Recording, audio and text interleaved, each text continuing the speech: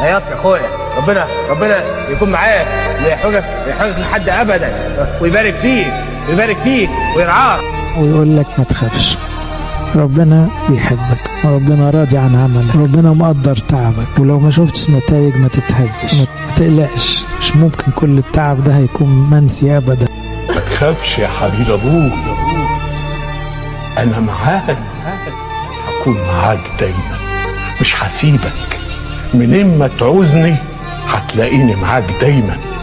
أنا النهاردة طالع أقول لك ربنا مقدر تعبك، مقدر مجهودك، مقدر احتياجك للكلام الحلو اللي أنت محتاج تسمعه الفترة دي. أنت جايز مفيش حد بيقول لك حتى كلمة حلوة، محدش بيقول لك حتى كلمة تقدير، بس خليك واثق إن ربنا حاسس بده كويس قوي.